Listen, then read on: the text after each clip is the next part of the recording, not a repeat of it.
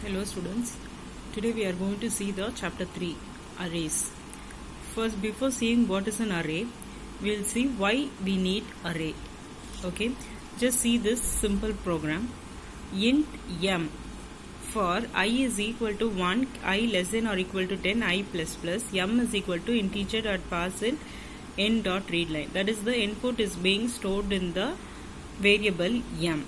So it is a variable of integer type and we are putting it in a loop. I is equal to 1 till 10 we are putting it. Okay, so 10 values we are going to take in this. Suppose we are going to add this number.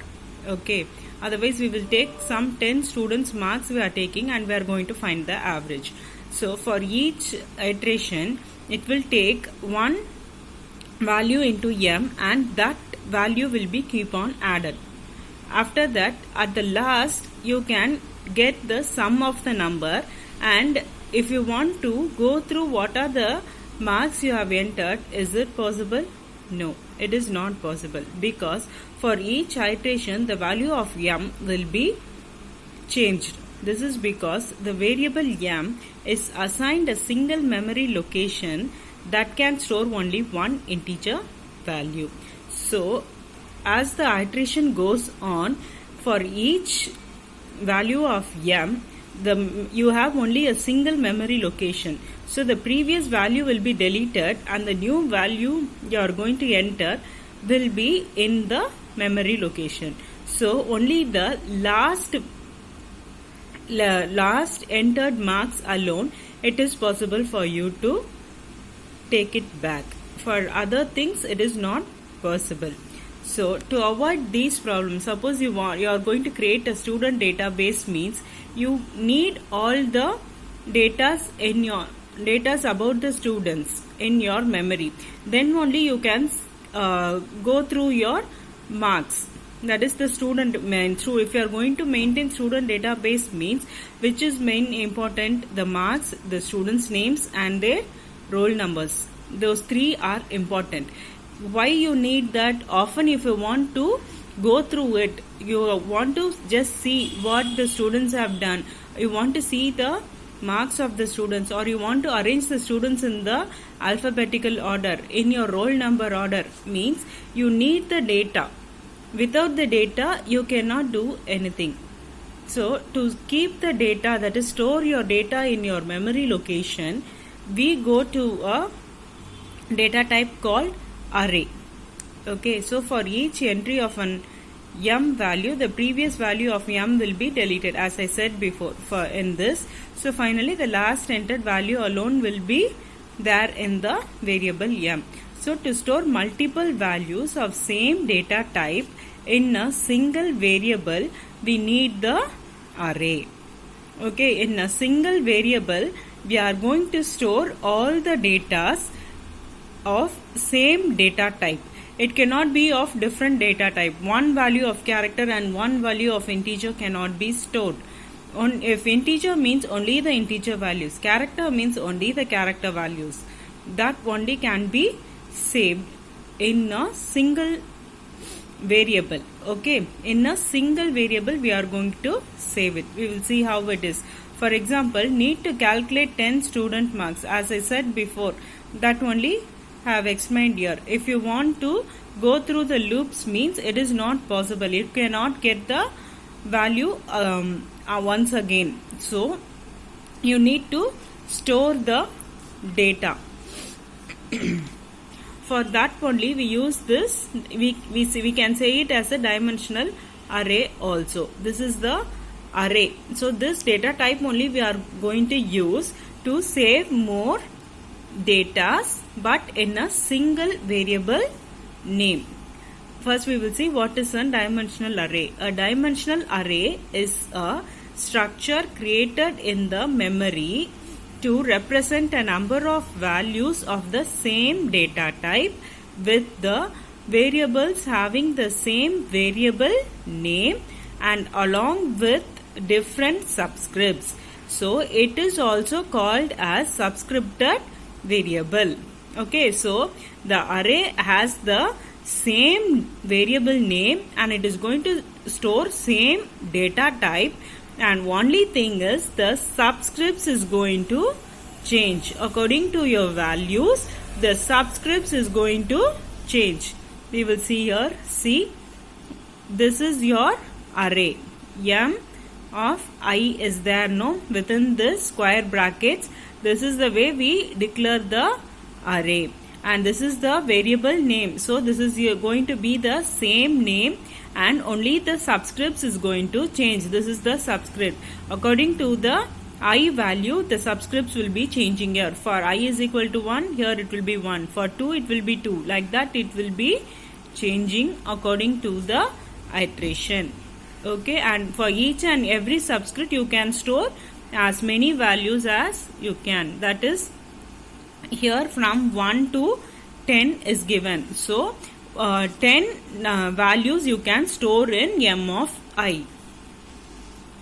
So, for each iteration, value of subscript changes. According to that, many memory location will be created, and every value will be saved for the later use. So for every M of I, that is for first value M of 1, a value will be assigned, and that will be stored in a memory location. And M of 2, that is for the second iteration, when it becomes M of 2, the next value the user is entering is going to be saved in the next location, not the same location. If it is going to be saved in the same location only, your previous data will be deleted. But here it's going to create new memory location for each iteration, that is for each subscript. How many subscripts you have, for each subscript it is going to create new memory location, and all the values you enter will be saved within this variable M by changing their subscripts. For M of 1, one value will be there. M of 2, the given value will be saved. Like that, all the values will be saved. See here, for first iteration, here we saw, no, in this first iteration, M of 1, a value will be stored. Second iteration, M of 2, value will be stored. Third iteration, M of 3. Like that, a value will be stored till M of 10. The values will be stored in the memory. You will be getting 10 memory locations for that snippet. Then, since the array represents number of data under single declaration of same type, it is also called as composite data type or non-primitive or reference type. Okay, since the array represents the number of data under single declaration, because you are going to declare only one variable, that is M of how many ever you want, you are going to give that subscripts. Okay, so single declaration, you are going to do all these things. That is called the composite data type or non-primitive data type or reference data type. While studying the primitive and non-primitive data types, we would have seen, no, non-primitive example, arrays, class and all we would have already seen. So this is the array. Now dimensional array is divided into two dimension. Dimension means you all know. So it is being divided into two. Many dimensions can be there, but we are dividing it into two in the array. One is single dimensional array and double dimensional array. So in single dimensional array, that is only through the x-axis. Okay, if y-axis is also there, means x and y, that is the double dimension. See, this is one dimension and this is one dimension. You all know it. So here through this is the x-axis dimension. Whenever you go through the horizontal dimension, it is called the x-axis dimension. And for example of an array, we are having a train. Consider this as a train. Okay, they are connected to each other. In a train, each compartment is connected to each other, right? And when the engine starts, all the compartments just goes behind the train. Okay, we doesn't say it as compartment 1 is going, compartment 3 is going, like that. what we say, then if suppose the train's name is Shatabdi means we say it as Shatabdi train is going. But inside that, what is that? You are having so much compartments. Similarly, you are having a single, for example, if we take that m of I itself, we have only a single variable name, but you are going to say many datas in that. Like that, if Shatabdi train is there means it is not a single compartment in which all the passengers are going to get inside. It has many compartments, and according to the compartments, the passengers are going to get inside. And for each compartment, we have different passengers, and we give tickets for them according to the compartment. So whenever the passenger comes, they just see their compartment, they see the train name, they see the compartment, they get inside, right? Like that, wherever you want, the data can be stored in that particular subscript. So each element represented by using common variable name along with the single subscript, and represented along x-axis with the same name but different subscript. That is through like this only. If this is m of I means m of 1, m of 2, m of 3, m of 4, m of 5, like that it is going to be in a x-axis. That is, you are going to have only single subscript in this. Okay. Then creating a single dimensional array. We will see how to create a array. So the syntax is first the data type in which you want the array to be created, and the variable name, the name in which you want it. That is, we gave m, no, that is the variable name, and this square bracket indicates that that is an array. Okay, so that square bracket should be within that, so that you can give the subscript inside this. So then is your new keyword. Then data type, again the data type in which you are going to create, the same data type should be here, and number of values. This is optional. If you want, that is, if you already know how many number of values you are going to save. For example, in the previous snippet we saw till 10. So you know the value 10 means only 10 students data you are going to get, it means you can save it as 10 here. Okay. So we will see an example. Int, this is the data type, and variable name m, and the square bracket should be there, is just equal to new keyword. Then the same data type should be here, int, and I told no, since we know the value, we are giving 10 here.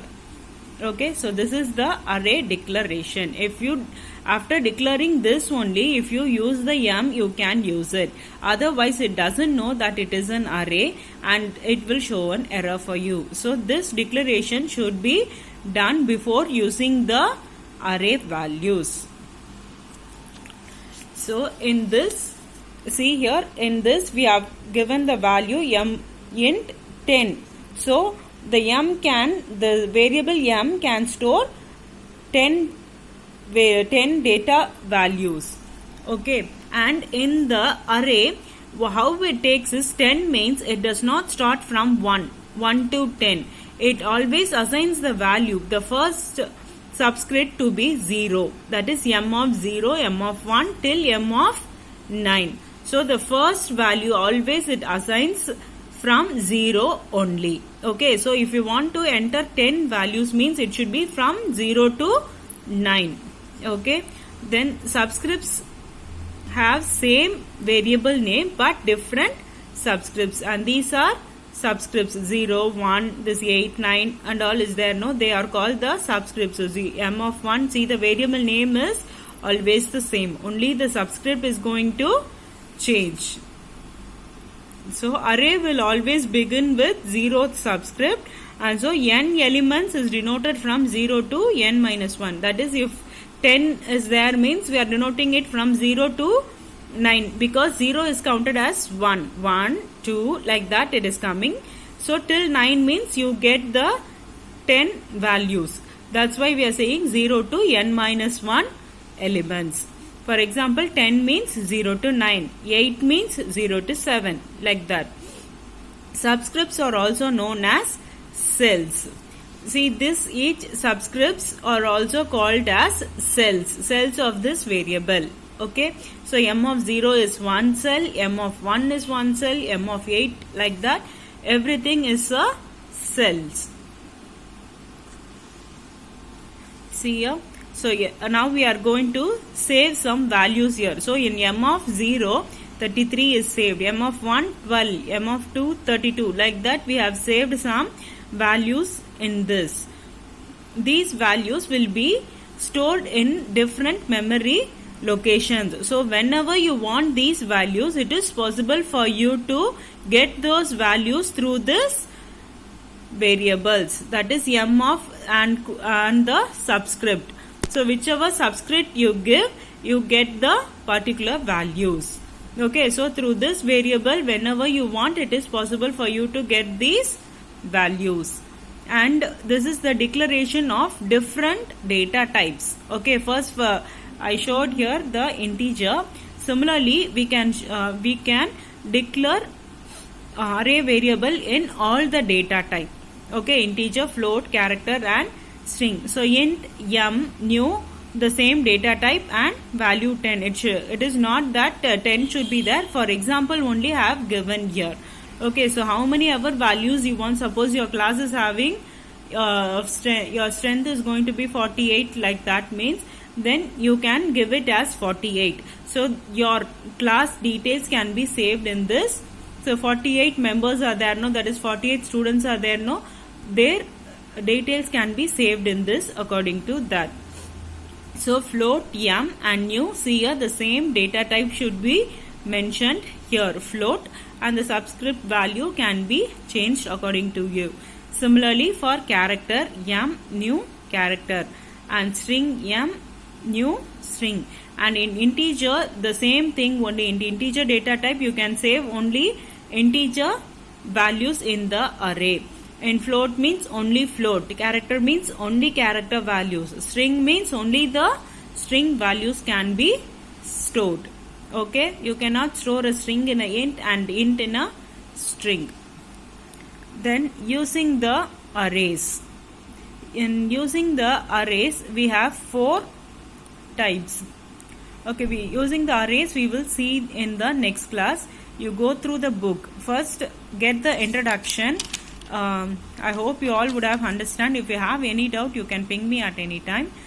Go through your book. Once after hearing to this, go through your book so that you can understand. If you have any doubt, ping me immediately.